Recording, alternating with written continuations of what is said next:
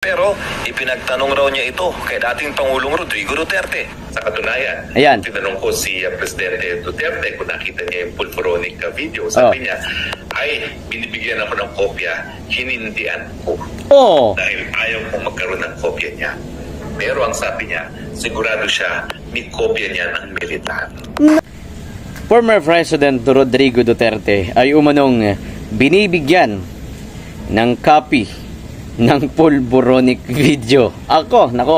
Actually medyo intense ang topic po natin mga kaibigan sa oras po nito. Kaya naman kung bago lamang kayo sa YouTube channel ng Tropang Bisaya, huwag kakalimutan mag-like, share and mag-subscribe. Lalong-lalo na nga po dyan sa ating mga ka-DDS. Magandang araw po sa inyong lahat. Okay, mga kaibigan, ito na nga po, talagang pag-uusapan natin itong mainit na issue kasi marami po sa mga kababayan po natin na nag-aabang bakit daw umano ang tagal-tagal ilabas ng pulburon video na yan. Sabi nga ng ilan, baka daw umano haka-haka lang yan, baka daw umano drawing lang yan.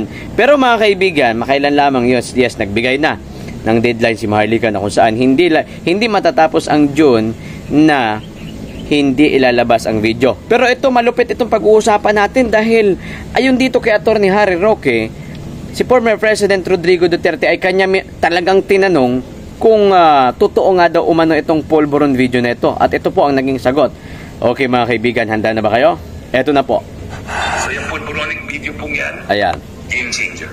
And then Pag lumabas po yan, game finished. Sa kanyang pinakahuling vlog ay pinaliwanag na international law expert na si Attorney Harry Roque ang epekto ng umunoy pulboronic video na inuugnay ngayon kay Pangulong Bongbong Marcos. Yes. Ang video na sinasabi ng isa sa mga kritiko ng administrasyon. Ang vlogger na si Maharlika ay naglalaman ng paggamit di umano ni Marcos Jr. ng cocaine. Nilino ni Roque na hindi nito sinasabi na mayroong ganoong video. Pero ipinagtanong raw niya ito kay dating Pangulong Rodrigo Duterte. Sa katunayan, ayan, tinanong ko si Presidente Duterte kung nakita niya yung pulporonic video. Sabi niya, ay, binibigyan ako ng kopya, hinindian ko. Dahil ayaw kong magkaroon ng kopya niya. Pero ang sabi niya, sigurado siya, may kopya niya ng militar. Naku po, delikado. Alam niyo mga kaibigan, kaya nga po intense to eh. Ito yung kaabang-abang kasi itong pulburon video na ito, nag-ugong ito siguro mga 2 months ago na rin or mga 1.5 months ago ang nakalipas na kung saan umugong tong balita ho na ito. Okay? Pero nga po ngayon nagkaroon na po ng deadline na kung saan hindi daw umano matatapos itong June ho na ito, this coming June, na hindi ilalabas ang pulburon video. At talagang malupit to. Talagang alam nyo, kapanipaniwala na to eh. Kasi si Attorney Harry Roque in reality, wala naman talaga siyang hawak na pulburon video. Okay? Hindi niya hawak yan. Kaya nga po, talagang sinaano din siya ba, di ba? Kumbaga pag nagsasalita si Attorney Harry Roque, talagang medyo sabi niya nga dito, talagang ipinagtanong niya talaga kung totoo, kasi naano din nakikurious niya kung totoo nga ba talaga. Maganda si Attorney Harry Roque nagsasabi din na kumbaga naghihintay din siya na ilabas itong pulburon video, di ba? Katulad din po natin yan. Kasi ako, mga kaibigan, hindi ko pa nakita yan. Pero dahil nga po talagang natitrigger ang utak ni Attorney Harry Roque, maging siya na umano ay nagtanong kay former President Rodrigo Duterte, former President, totoo ba tayo? Totoo ba to? Ay ganito, ganyan. Maging si former President Rodrigo Duterte na umano ang nagsabi na binibigyan siya ng kopya. Naku, Dagunyor, yari ka. Medyo intense to. Naku, yari talaga dito si Dagunyor. May kalalagyan talaga pagka nagkataon. Hindi ho biro yan mga kaibigan. Alam niyo po kapag nalabas po ang video na yan, talagang ang bawat isa dito talaga sa atin ay hahatol. At saka hindi naman pwedeng ganun.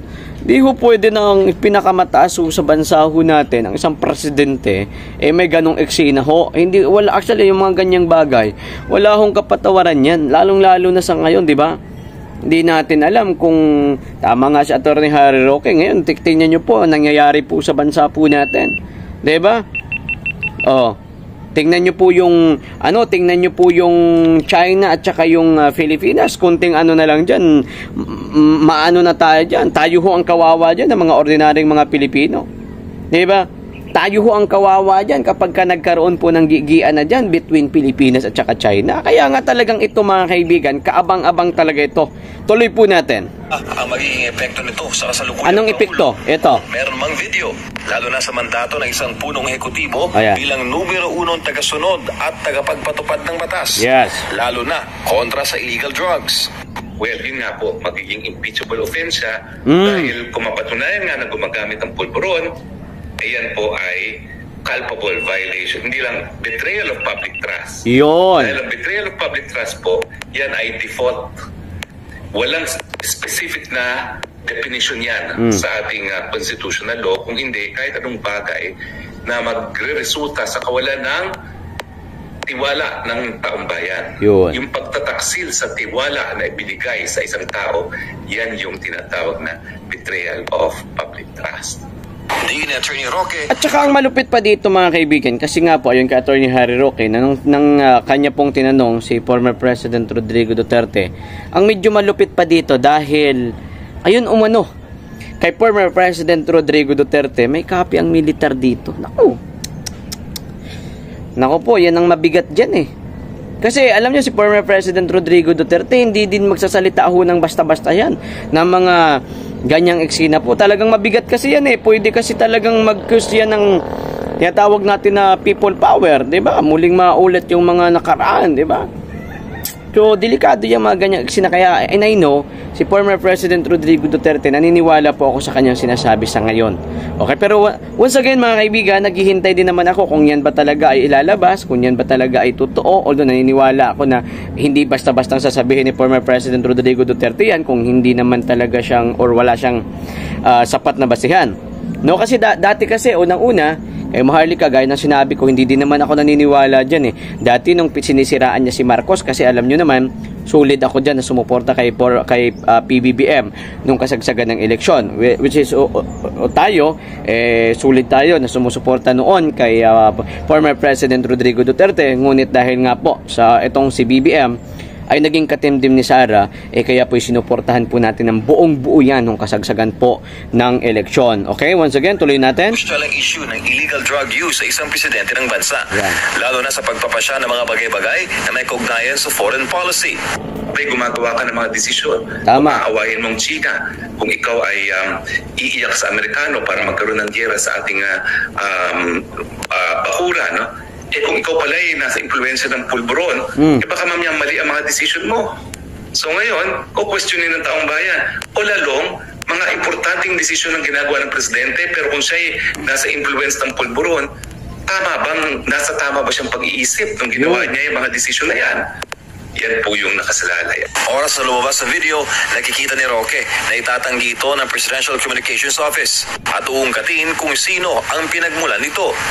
Pero hindi na maitatanggi na ebidensya na may tuturing kung lalabas ang video. Ebidensyang sasagot sa pagdududa ng taong bayan. At kung darating man ang panahon na hindi bababa sa pwesto ang Pangulo kung totoong may video, ito ang worst case scenario para sa batikang abogado. At kung dumating sa punto na talagang galit na galit ng taong bayan at nais nang bumaba sa pwesto ang presidente at hindi siya tumingin sa tawag ng mga taong bayan, may posibilidad talaga na magkaroon ng malawakang pag-aaklas. Alam nyo guys, ito alam nyo, itong bagay ho na ito, malaki talaga ang posibilidad. Kaya nga po, medyo no, talagang sigurado ako yung mga Marcos loyalist dyan. Kasi yung labanan kasi ngayon, hindi naman kasi ito, kumbaga ang labanan kasi ngayon, talagang katulad yan, yung mga yellow cards na nanahimik sila. Then, yung mga tinatawag natin na mga Marcos loyalist, kasi ang Marcos loyalist, una ko nang sinabi na na-divide ho yan. Na-divide po yan sa dalawa. Although mas maraming Marcos loyalist na sumusuporta sa kung saan ang panig ni Senador Amy Marcos. Yung ilan naman, pinagtatanggol si Dagunyor and also si Tambaloslos, no? So, dalawang panig yan ang Marcos loyalist. Kumbaga nahati yan mga kaibigan. Kaya nga po, naino naman, yung mga nagtatanggol kay Dagunyor ngayon at saka kay Tambaloslos, kumbaga medyo kabado din yan sila. Although, yes, yung mga vlogger ni Kuting, no, kumbaga binabanatan na nila noon pa man. Although mga kaibigan, binabanatan na talaga nila na wala yan, haka-haka lang yung pulburon video na yan. Pero ngayon nagbigay ho ng deadline, gaya ng sinabi ko sa inyo. Ako mismo magsasabi ako kay Maharlika, sinungaling siya kapag hindi yan nalabas or hindi yan nailabas this coming June or bago matapos ang June po mga kaibigan. Alam nyo kasi, this coming June, magdadalawang taon na po ang ating Pangulo. Okay? Kaya nga siguro baka isasabay nila mga ganong eksena. So yan lang naman po yung akin lamang haka-haka, no, na baka lang naman isasabay po nila kung sakasakaling sa June talaga nila ilalabas ang video na yan kasi magsusuna yan ang ating Pangulo this coming June. Alam niyo mga kaibigan, itong mga eksena ho na ito sa bansa po natin, medyo mabigat ito. Lalong-lalo na sa mga nangyayari ngayon sa bansa po natin. Sa patuloy na alam niyo yung mga tao nagagalit na eh. Tumataas na yung emotion. Doon pa lang sa point na tumataas lalo ang mga bilihin sa bansa natin. Di ba? Panoorin nyo po yung mga Kalye Survey. Panoorin nyo yun. Maraming mga vlogger ngayon ang nagka-Kalye Survey na po. Baclaran, Luneta. Kasi dati, marami talaga akong kasamahan mga vlogger ngayon. Na yung mga dati ko pang kasama hanggang sa ngayon, na nagka-Kalye Survey ho sila. And marami po dyan mga kaibigan talaga. Marami. Nasa 98% to 99% ng mga kababayan po natin ang hindi po naging maganda ho ang kanilang tingin sa administrasyon ho na ito. Yung mga matitino ho na mga tao ha. Kasi yung mga yellow tards kasi, sila yung pumupuri ngayon kay Dagunyor. Yan. Maliban doon sa mga Marcos loyalist na ilang mga Marcos loyalist na tungaw, okay, yung may mga luwag ang tornilyo, doon po ang yung mga pumupuri pa po kay Dagunyor, yung mga yellow tards. Alam naman talaga natin na yung mga tao talaga sa Pilipinas sa ngayon, marami talaga diyan ang ayaw. Pero ang mga yellow tards, kunwari lang yan sila.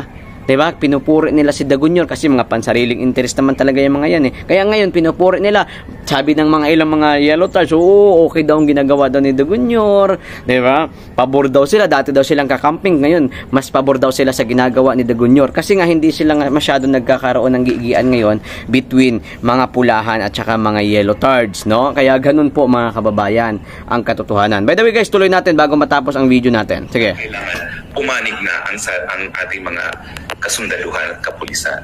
Papanig ba sila doon sa kapayapaan o papanig pa sila doon sa paggamit ng dahas para mapanatili sa gobyerno ang isang gobyerno na posibleng matakwil ang taong bayan kung lumabas nga yaang pulburonik na yan.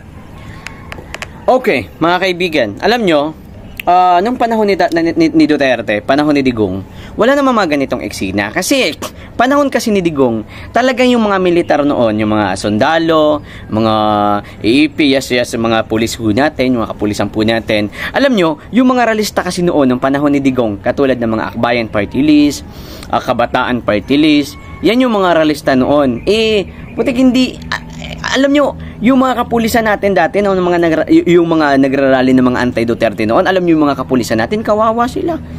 Kasi, alam mo, yung nakita ko yan yung mga nagrarally, yung mga yan, yung mga katulad yan, yung mga Kabataan Party List, yung mga kung ano-ano mga, basta for the long shot yung kabag, yung mga miyembro ho niyan. Nakikita ko yan nung nagrarally yan dyan sa PICC. Tapos siyempre maraming mga pulis. Talagang galit na galit sila sa mga pulis, yung mga realista na yan. Sila, talagang agresibo ho yung mga action ho nila. Okay? So kaya nga po mga kaibigan, talagang ang mga kapulisan natin, talagang talaga, nakaposisyon talaga sila. Nakaganon talaga, nakaposisyon talaga sila. Kasi nga talagang dinuduro-duro pa yung iba dyan. Yung dati nung nakikita namin dyan sa PICC, talagang sabi ko parang itong mga tao na to parang walang mga respeto sa ating kapulisan. Oo. Naman, siyempre, ang atin naman kapulisan, to serve and to protect, no? Kaya nga po, at saka tagapagpanatili ng kapayapaan. Kaya, although, marami siguro dyan, naiinis siguro dyan, pero, siyempre, kailangan nilang gawin at magkakaroon po ng itutolerance pa rin po yung mga realista ho na yan. Okay? Nakikita ko yan talagang mga wild sila. Unlike nung mga rally ngayon, nung rally nung mga sumuporta noon kay, yung rally doon sa Liwasang Bonifacio, di ba, naalala nyo yon? Ang ganda ng doon, ang mga kapulisan natin doon, mga relax lang. Relax lang mga pulis natin doon. Yun yung nakita ko na rally na very organized. At saka yung mga nagrarally, hindi mga, parang may mga ganon ng utak. Walang ganon yung sa Liwasang Bonifacio. Very organized talaga. Kaya yung mga kapulisan natin nun, nandun lang, nasa, may, di ba katabi ng Liwasang Bonifacio, meron doon, tawag nito, yung police station. Wala silang, sabi na, yung nakaposisyon, yung katulad yung may mga gamit na kalasag. Wala silang ganon. Diba?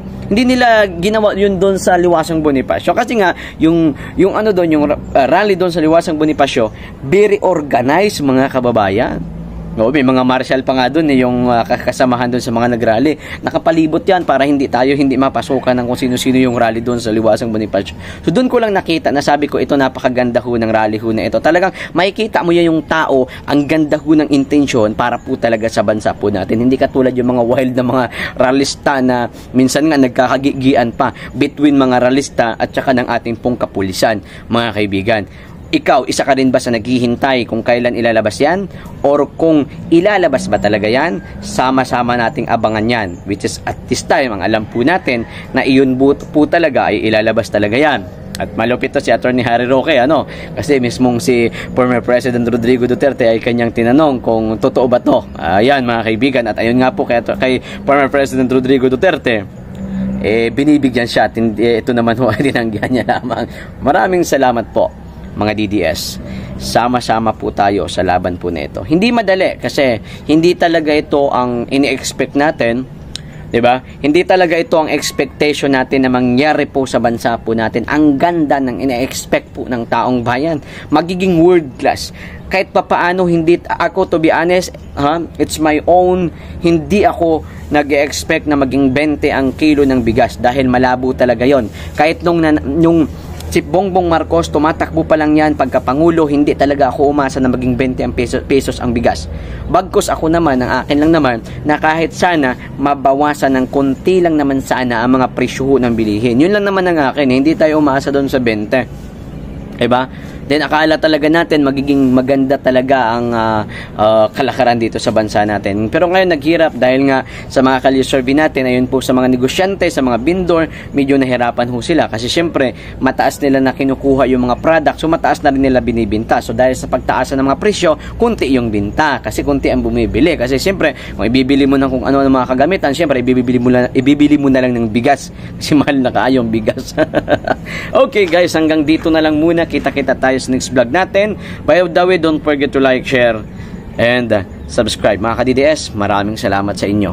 Alam nyo, talagang si Duterte lang talaga ang nakita ko na may maganda talagang mindset, no? May magandang reputasyon, may magandang hangarin para po sa sambayan ng Pilipino. Magandang araw and to God.